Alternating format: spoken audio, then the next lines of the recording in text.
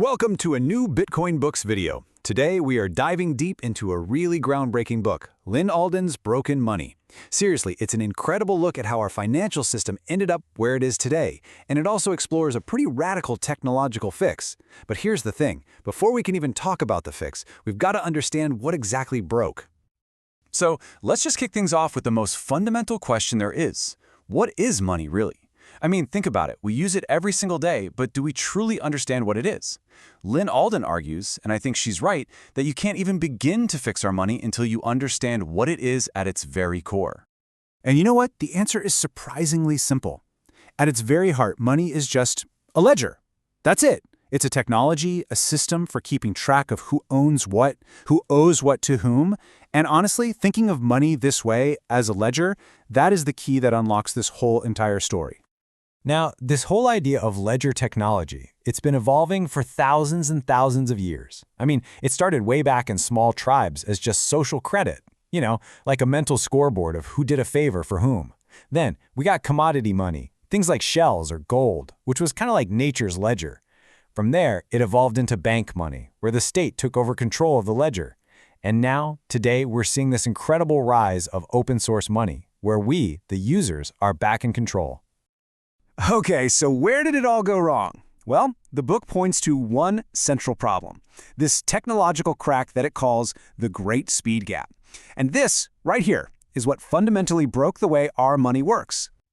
This crack, this gap, it really appeared back in the 1840s with the invention of the telegraph. All of a sudden, bam, we could send information, like a transaction, across the entire world almost instantly.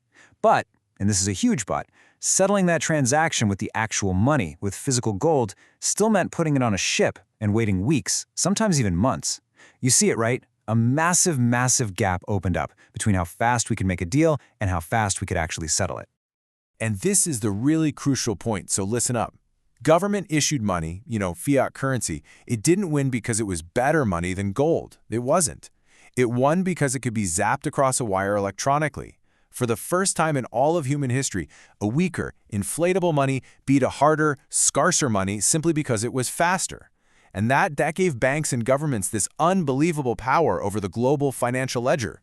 And once governments had that control, well, the decay was rapid. It all started to unravel during World War I when countries secretly ditched gold so they could print a ton of money for the war.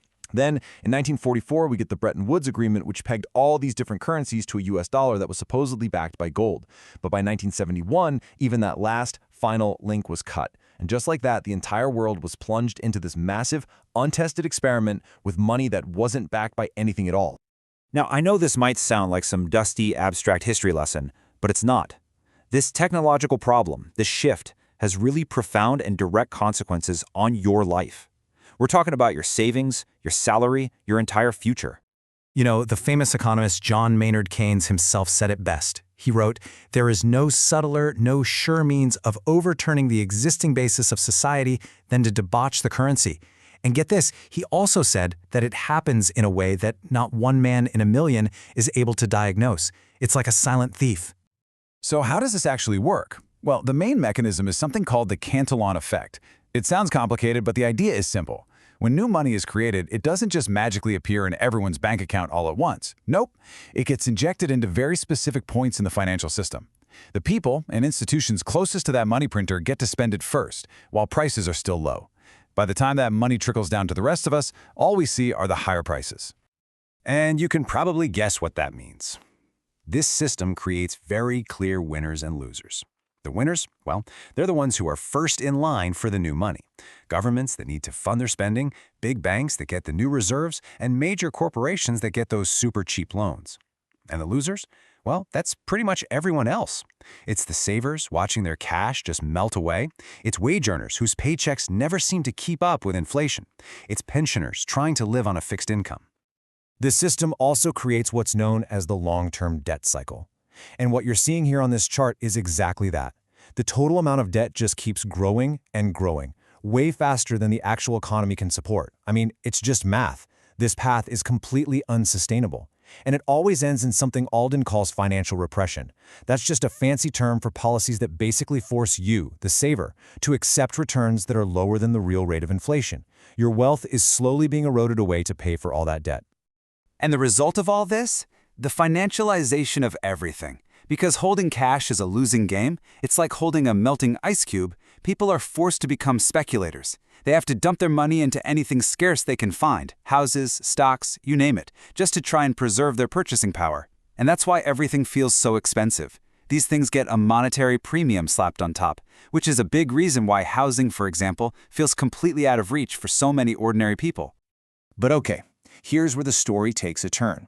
What if the same force, technology, that broke our money could also be the thing that fixes it?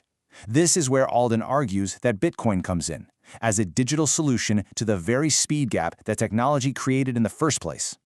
The absolute key innovation here is that Bitcoin is the first ever scarce digital bearer asset.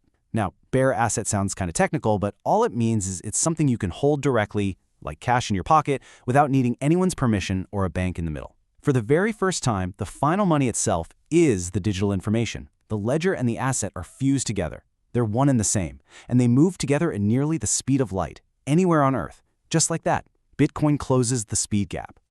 And what this creates is a fundamentally different kind of system. I mean, let's just compare them. The fiat system, its supply is literally unlimited, and it's centrally controlled. The Bitcoin protocol, on the other hand, has absolute mathematical scarcity. There will only ever be 21 million.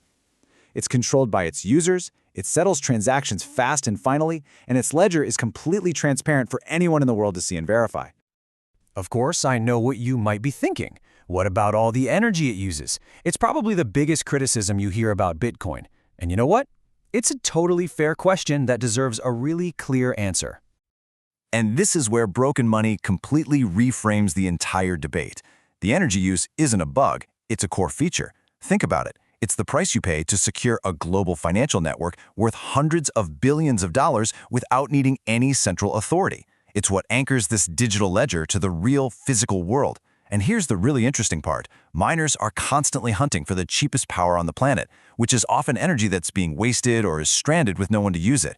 They can even help make electrical grids more stable by buying up excess power. So, all of this brings us to a really fundamental choice we all have to make about the future of money. As our world becomes more and more digital, we're basically standing at a fork in the road. And we're faced with two very, very different paths. Down one path, you've got Central Bank Digital Currencies, or CBDCs. This is the path of total centralized control, complete surveillance, and money that can be programmed and even censored by the government. Then there's the other path, open protocols, like Bitcoin. This is the path of individual sovereignty, of privacy, and of permissionless freedom. Ultimately, this whole thing really boils down to one simple question.